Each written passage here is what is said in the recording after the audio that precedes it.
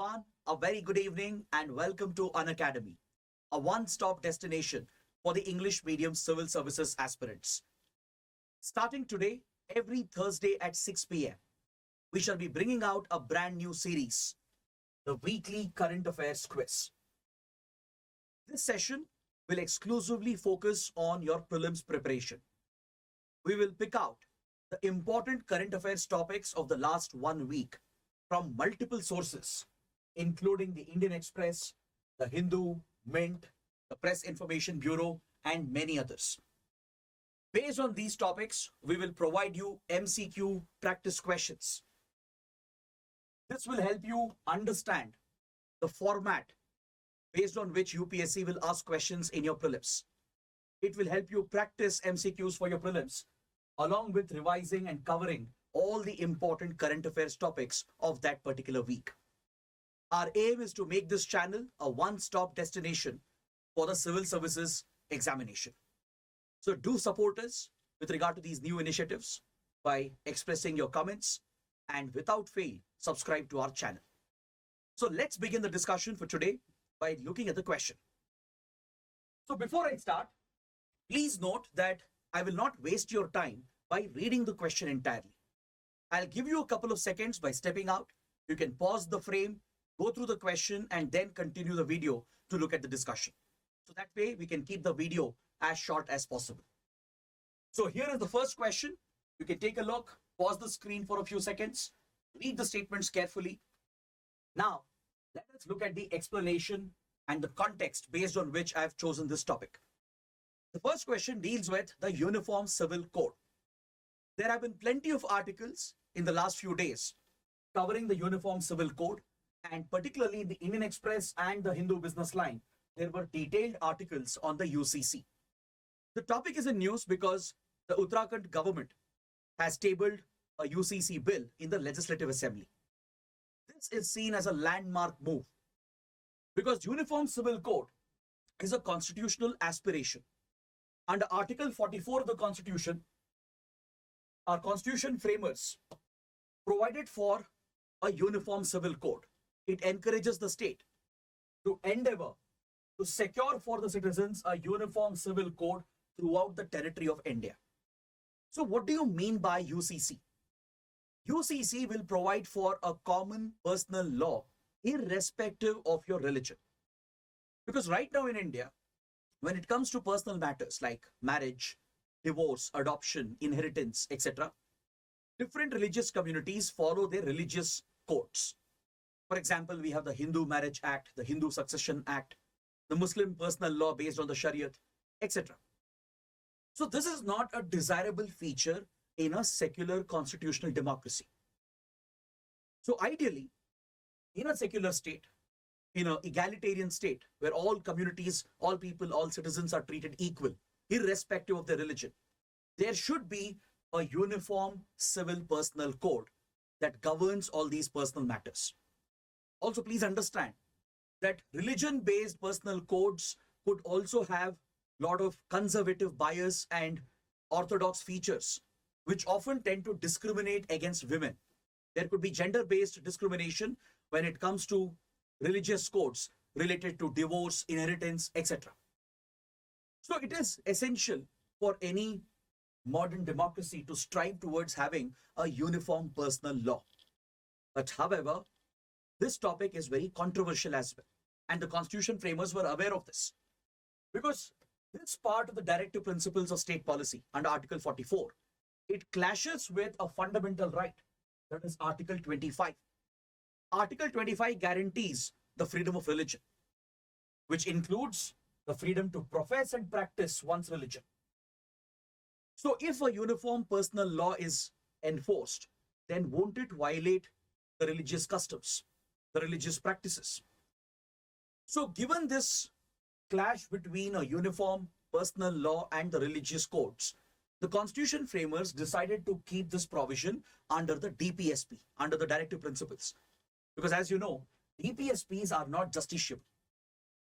Right? It's just a direction given to the state. It's just a mandate where the state is asked to endeavor towards achieving a uniform civil code in the country. So this is a very important point to remember. So the constitution framers added this under the DPSP not as a fundamental right, primarily because they were aware of the diversity in the country, the religious diversity of the nation. To ensure that the religious customs and practices are not put down, it was included as a directive principle instead of being provided as a fundamental right.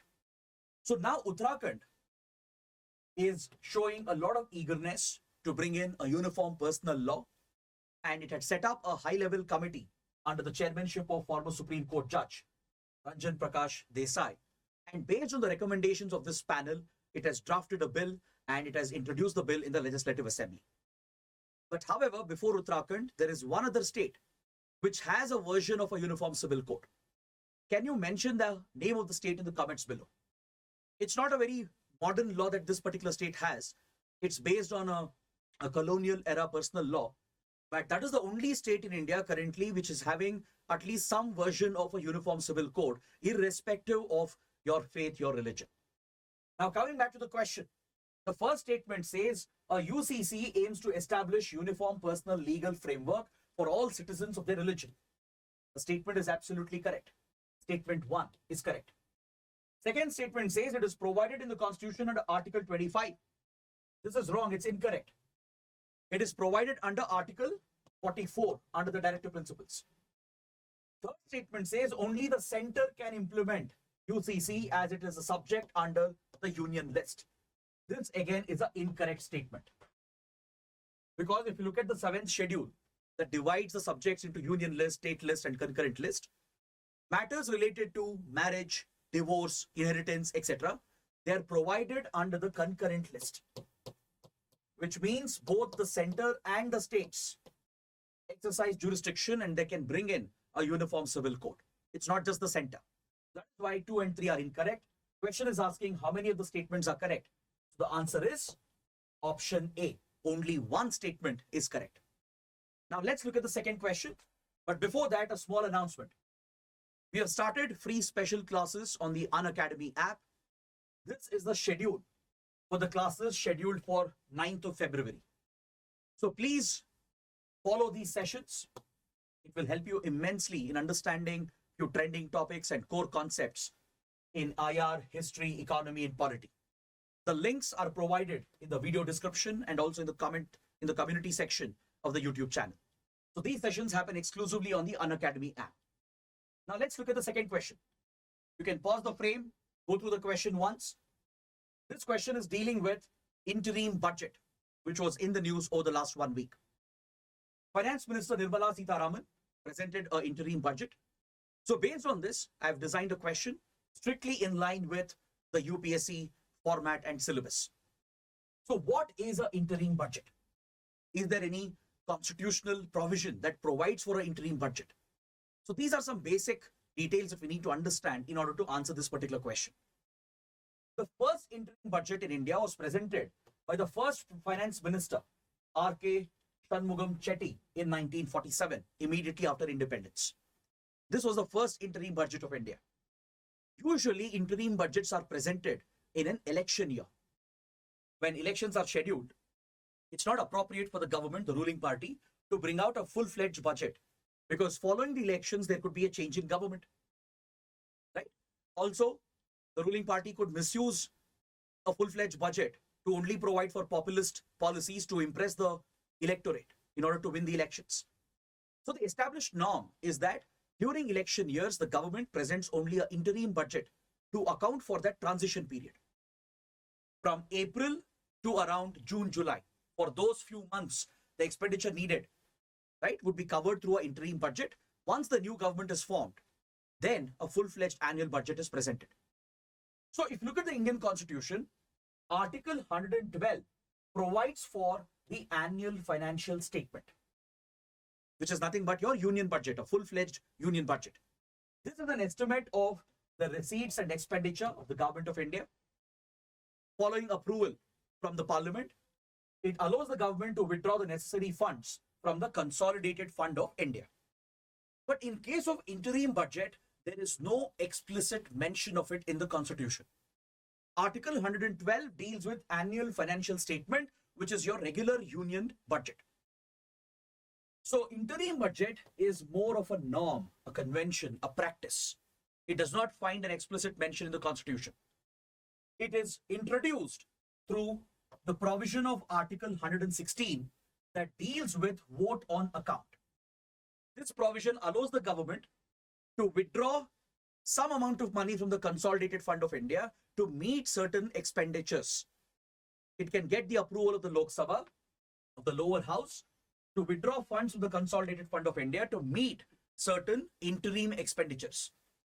So through Article 116, through the vote on account feature, the interim budget is brought out. Now going back to the question. The question says, India's first interim budget was presented by R.K. Shanmugam Shetty in 1947. So it is a correct statement. There is no specific constitutional provision for an interim budget. Again, a correct statement. Interim budget is usually presented during an election year. All the three given statements are correct. But read the question carefully. The question is asking you to identify the incorrect statement.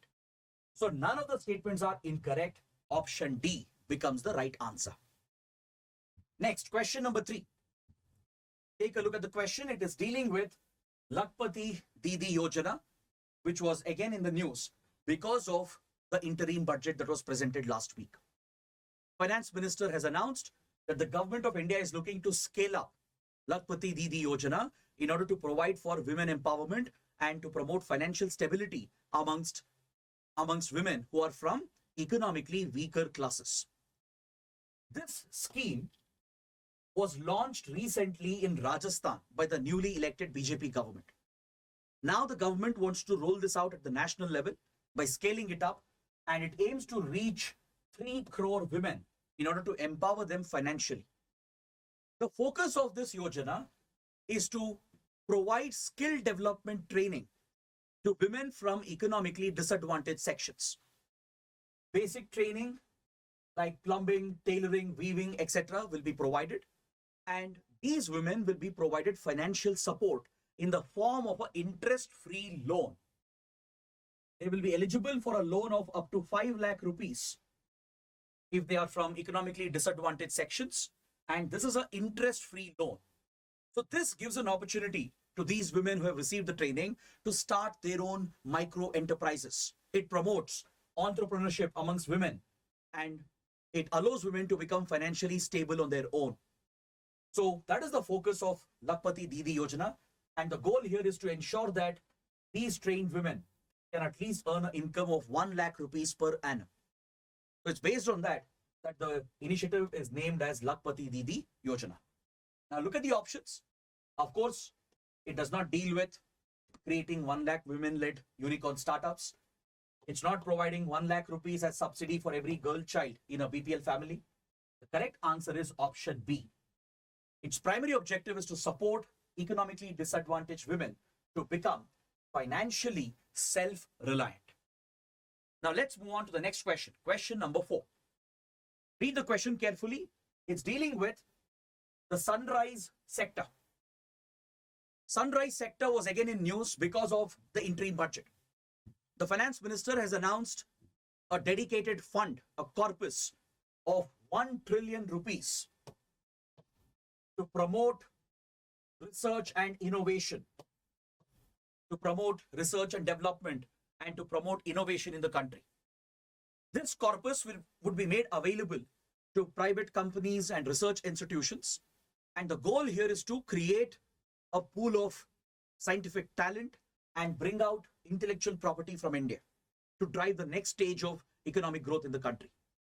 The finance minister said, while announcing this initiative, that this corpus would primarily benefit the sunrise domain.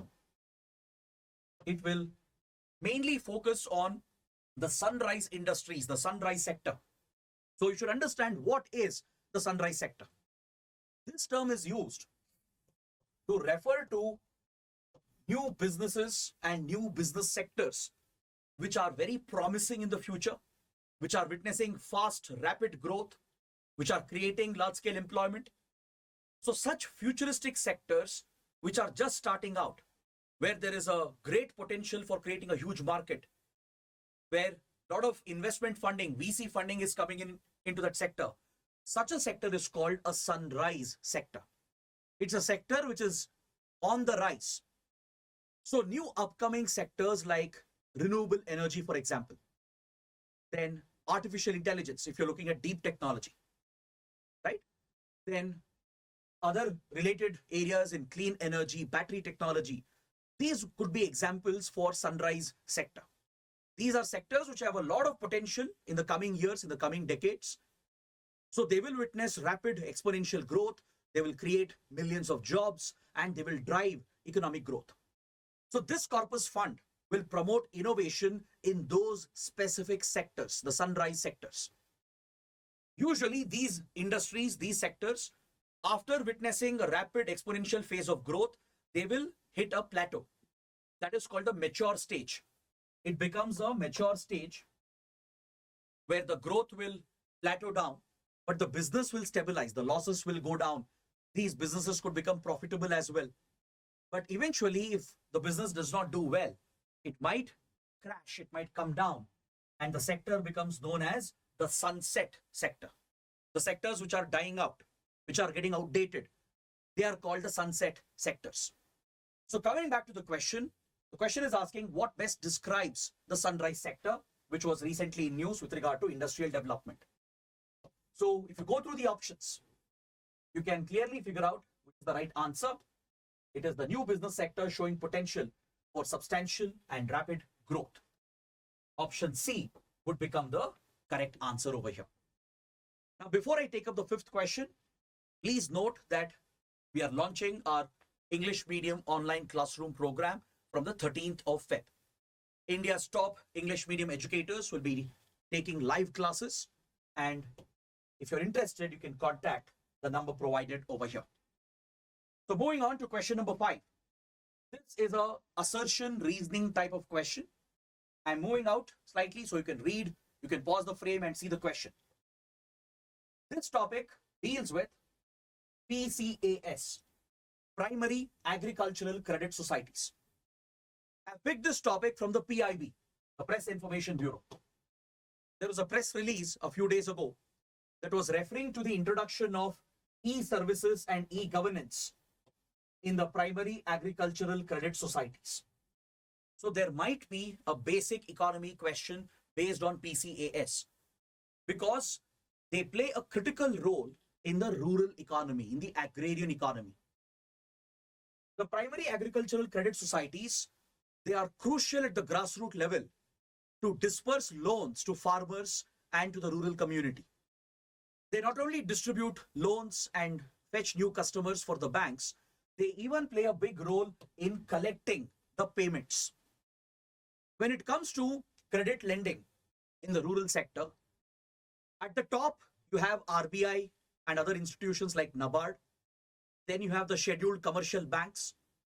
So they make a certain allocation for rural lending, agricultural lending. But the problem is, scheduled commercial banks or NABARD, they don't have the grassroots reach to reach every farmer, every rural household. That is where they rely on cooperative credit societies. This is the very backbone of India's agricultural credit lending because they have a very strong grassroots network and they can easily disperse loans and collect the repayments as well. And they play a crucial role in the cooperative credit structure. So come back and read the statements. PCAS occupies a predominant position in the cooperative credit structure and forms its base. PCAS, essentially, they operate at the grassroots level, right? They deliver short-term cooperative credit and they deal directly with rural borrowers, agricultural borrowers. They give out these loans, collect repayments, and undertake distribution and marketing functions as well, which otherwise cannot be done by a regular scheduled commercial bank. Now we need to check whether these statements are correct and whether statement 2 explains statement 1. Now, based on what we understood, we can easily say that option A is the correct answer. Both the statements are correct and statement 2 is explaining statement 1. Statement 1 says that PACS or the PCAS, they have a predominant position in the cooperative credit structure of the country. But what is the reason? The reason is they have a widespread grassroots network. They are able to deliver loans, collect the repayments, and even carry out marketing functions and distribution functions at the grassroots. That is what makes them dominant. So statement 2 is the correct explanation of statement 1. Now coming to question number 6. It deals with the strategic petroleum reserves of India. This topic was in news. We have this article in the Indian Express a couple of days ago. It's talking about the decision of the government of India, the Ministry of Petroleum, to lease out the strategic petroleum reserves and allow private companies to use the strategic petroleum reserves of India up to 1 million tons of crude oil storage capacity. So what are these strategic petroleum reserves? See, India, as you know, relies heavily on oil imports. Almost 85% of our oil requirement is met through imports. When you have such a high degree of import dependency, we are vulnerable for external shocks. What if oil shipments are disrupted? For example, right now, there are tensions in West Asia, conflicts going on in West Asia, which is the primary source of crude oil to India. The Houthi rebels of Yemen have been targeting commercial ships that carry oil as well. So when such external events happen, this could create a disruption in the oil market. Oil prices might shoot up. So if we continue importing at higher prices, our import bill will shoot up, causing a larger destabilization of the economy. Or what if there is a war-like situation that breaks out, that completely cuts off the supplies and leads to a shortage in India? So these are very real possibilities, that too for a country like India, which is so dependent on oil imports. So it is very important to maintain a strategic buffer stock to deal with such emergencies. Most big economies, they have such a buffer stock. For example, US, China, they have buffer stocks which can allow their economies to last for almost 50 to 60 days without any fresh oil imports. So India also has a project called the Strategic Petroleum Reserve Limited. It's maintained by India Strategic Petroleum Reserves. And at strategic locations, massive underground storage tanks have been built to store cheaper crude oil, which can act as a buffer stock for India. This buffer stock can be tapped, it can be used during times of emergencies or crisis, or when there is a disruption in the oil market and oil supplies. So you should know the locations where they have come up. In phase 1, 3 strategic locations were chosen along the east coast and west coast of India. That is Visakhapatnam in Andhra Pradesh and Mangalore and Padur, Mangaluru or Padur near Udupi. Right? These are the 3 places which were chosen as part of phase 1 of the Strategic Petroleum Reserve project. So 1 facility in Andhra Pradesh, 2 in coastal Karnataka. So this gave us a storage capacity of 5.33 million tons. Next, phase 2 of the project has been approved and 2 more strategic petroleum reserves are coming up. One in Chandikol in Odisha and a second one at Padur near Udupi in coastal Karnataka. So in total, our combined strategic petroleum reserve capacity will receive a major boost, and this could give India a buffer stock of almost 1 month when phase 2 is completed. With phase 1, we have a buffer stock lasting up to 2 weeks almost. So this guarantees India's energy security. That is the purpose of establishing strategic petroleum reserves. So the question is asking, where are these reserves located currently? Visakhapatnam, Mangaluru and Padur. All the 3 are correct. So obviously option D is the right answer, 1, 2 and 3. Next, question number 7, again related to energy supplies. Which country is the largest supplier of natural gas to India? Just a couple of days ago, the India Energy Week, which is a conclave in Goa, it started, and PM Modi also took part in the India Energy Conclave. It brings together the government and all the other stakeholders in the energy sector, including private companies and global suppliers. At this conclave, Indian companies have signed a major deal with Qatar Energy to extend LNG supply by another 20 years.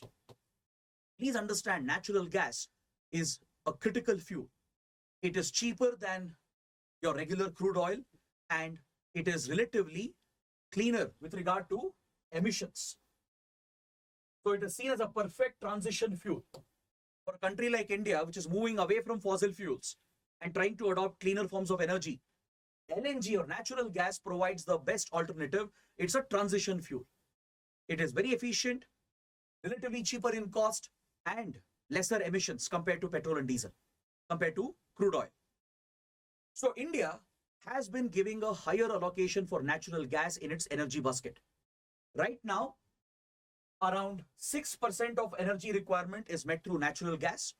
In the future, we are giving it a higher allocation of up to 15% by the end of this decade. So India relies heavily on procuring natural gas. Obviously, we import this. And who's the world's biggest natural gas supplier? It is Qatar. This trade relationship between India and Qatar is the central pillar of our bilateral relationship as well. In fact, if you look at our bilateral trade volume, more than half of it is comprised of natural gas imports from Qatar to India. The correct answer is option D. Now, moving on to question number 8, it deals with CAR T-cell therapy, which has been in news.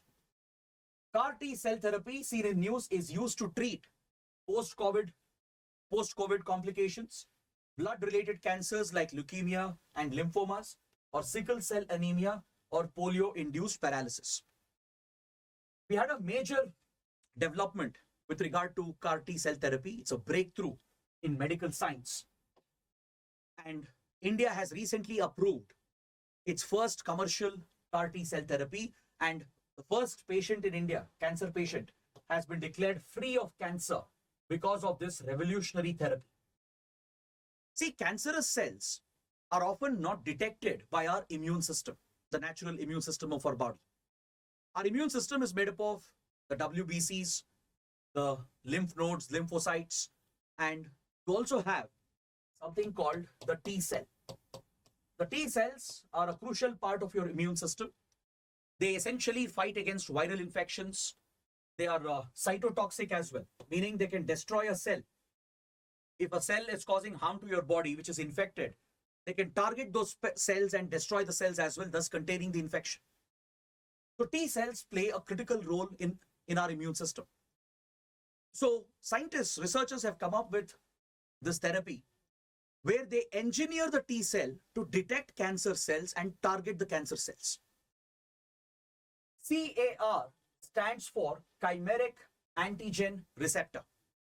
The T cells of the cancer-affected patient is drawn and it is genetically engineered by adding this protein structure, the chimeric antigen receptor. This allows the T cell to identify the cancer cells, specific types of cancer cells, and to target them, thereby providing treatment for the cancer patient. The success rates are very promising. It's a breakthrough, revolutionary technology. The side effects are minimal and it's being rolled out around the world. And India also has recently approved the first commercial release of CAR T-cell therapy.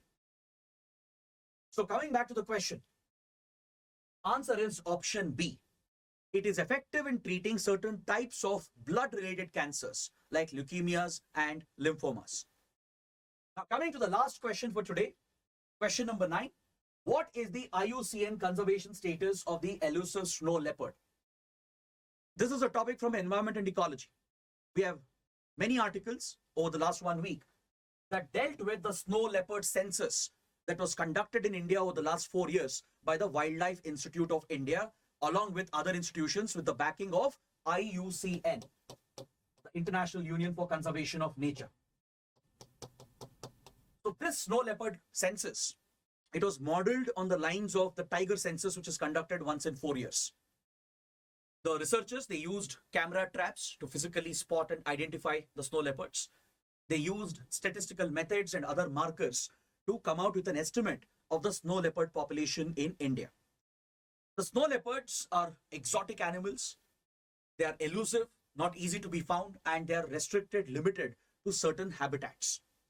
They are found in high altitude snow-capped alpine regions of the Himalayas, from Pakistan to India, Nepal, then Bhutan, towards Myanmar and China, across the Tibetan Plateau and other parts of China as well. They are found from Afghanistan towards Central Asia, Mongolia towards the Siberia region of Russia. This is where you find the elusive snow leopard, and it's a threatened species. It is listed as vulnerable on the IUCN red list.